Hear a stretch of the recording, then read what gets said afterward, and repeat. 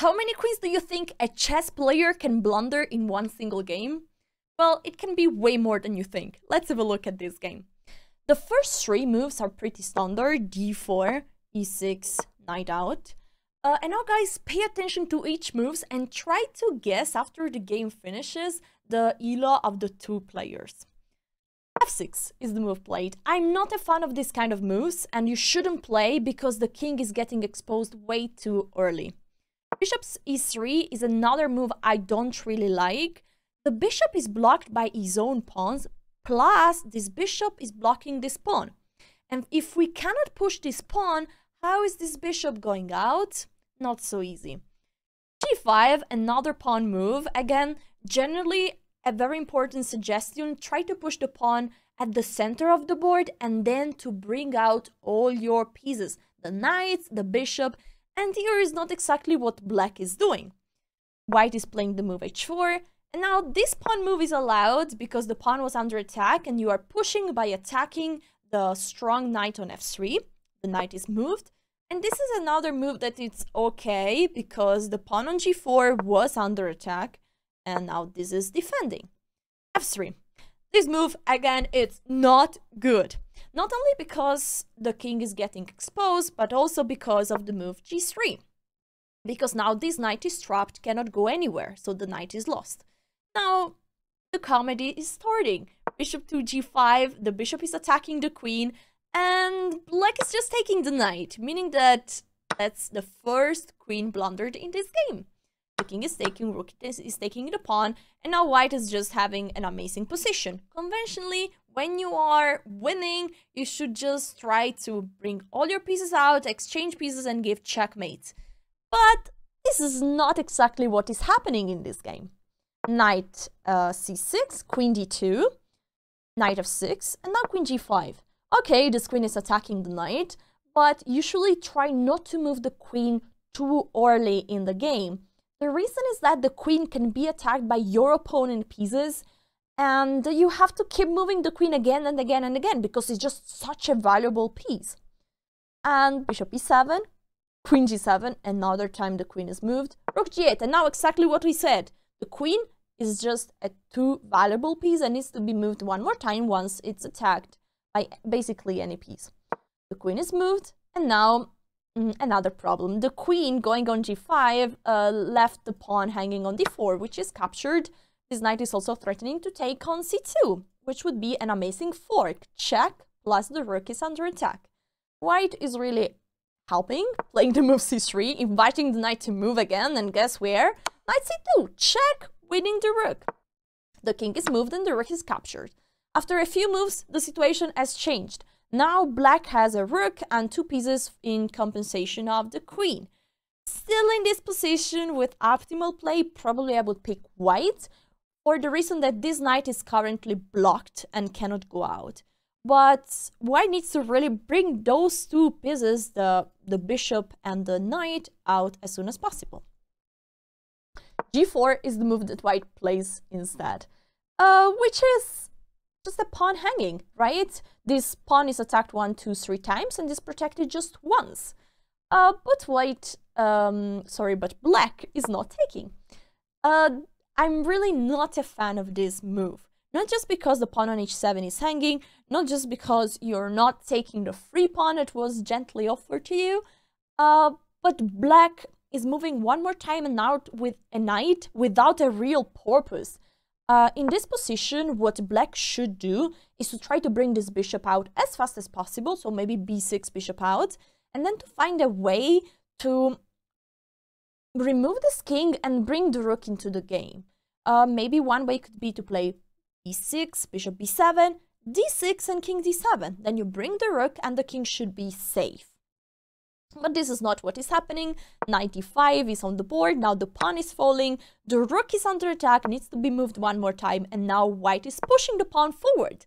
Suddenly white is starting to be really, really dangerous with those pawns advancing and potentially becoming 2 extra queens, which is not what black needs to, is not what black can allow.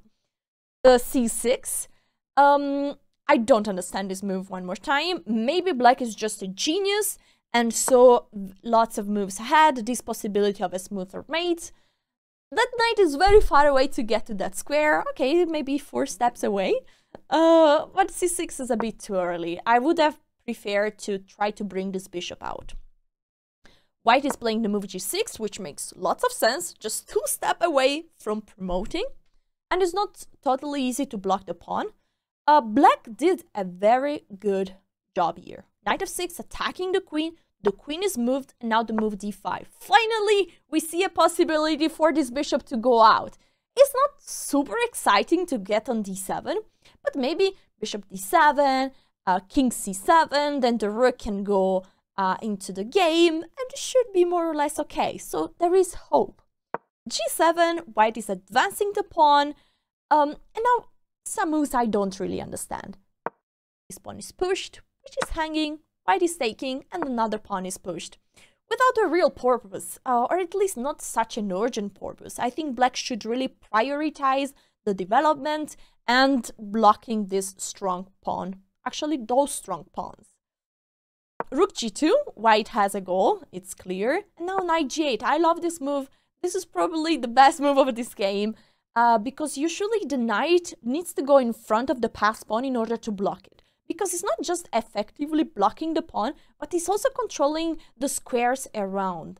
And I love to point out that in this position, this pawn is also blocked by the knight, because on h6 the knight could just capture. And now we are at a very important moment, because one queen was blundered up to this point, but way more queen will be blundered in this game. So welcome, ladies and gentlemen, another queen blunder. And of course, black is saying, thank you very much, and taking the queen. h5, now white wants to get immediately the other queen, but it's not so easy. c5, now the pawns are attacking each other, and white just wants to get the queen, h6. That pawn would be hanging, but no, I mean, black prefers to take a central pawn, let that pawn be pushed. Well, suddenly, 2 pawns could become potentially 2 extra queens, which would not be exactly what black is hoping for. Now there is a check and king d3. Now black has the possibility for an amazing move. Try to find it shortly. I'm about to say it. Is bishop f5. This is a check, plus you're going to capture the pawn that is about to promote. This is solving all the problems. Black would be like, I don't know how many million pieces up, a rook and 2 pieces up, which is a huge advantage. So it would be just completely winning for black, game over. But black is playing the move knight c2. Now this move, it's not like, it's just a knight hanging, but this is not a big problem, because if the king is capturing, you have again this check, and you are winning the pawn, the very important pawn. The priority here is not to lose a piece or not lose it or not lose it. It doesn't matter. You will still be lots of pieces ahead. But the priority is to stop those pawns. And black is not doing it. Now potentially the pawn could promote.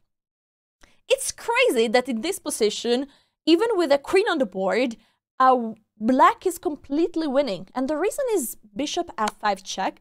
This king is basically mated, nearly checkmated. The only square is on c4.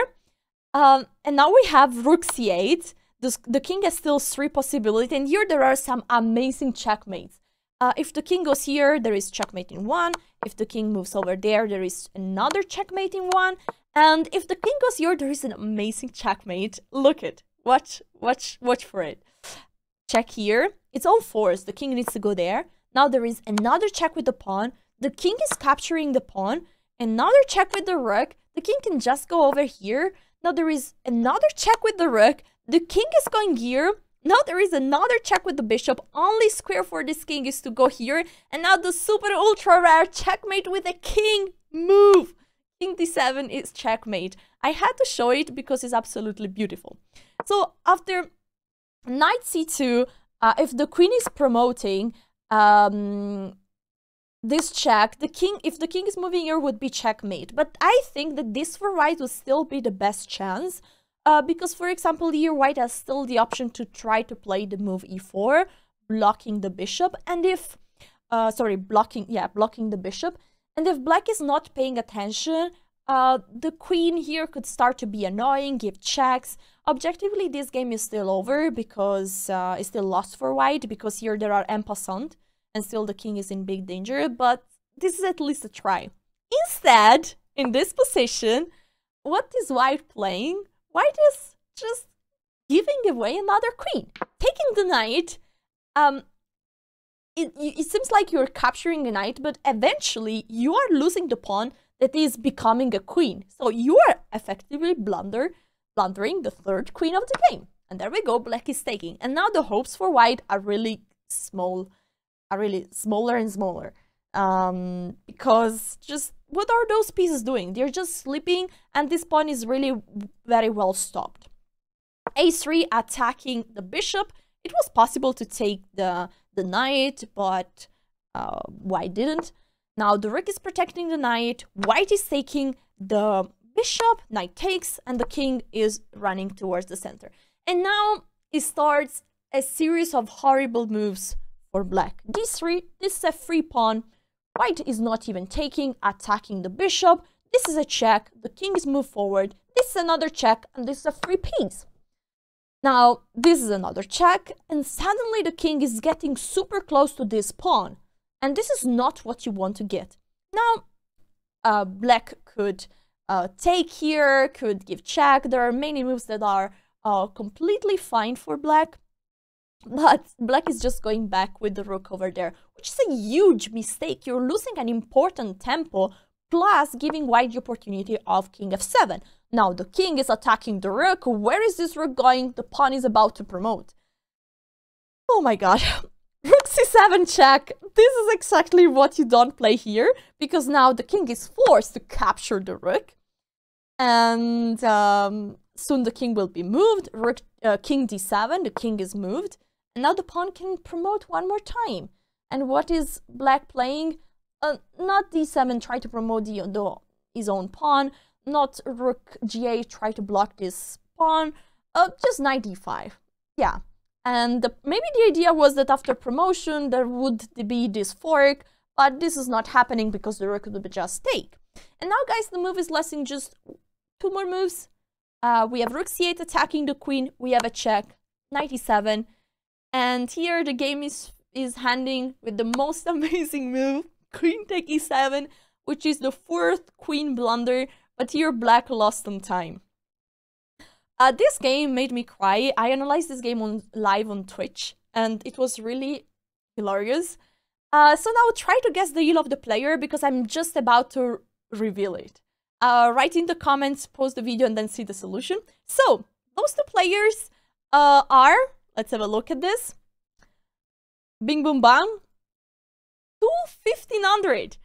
So, I mean, this game is a catastrophe. Sorry about that. But disclaimer, this was a bullet game. And in bullet, we know time is so stressy that we do things that we would never do in an actual game. So that is actually one of my Twitch subscribers. And thank you so much for showing this game. I hope you liked it. And let me know in the comments if you want to see more of this crazy chess. I really enjoy to watch this game sometimes, because there is some things to learn, but also fun to have.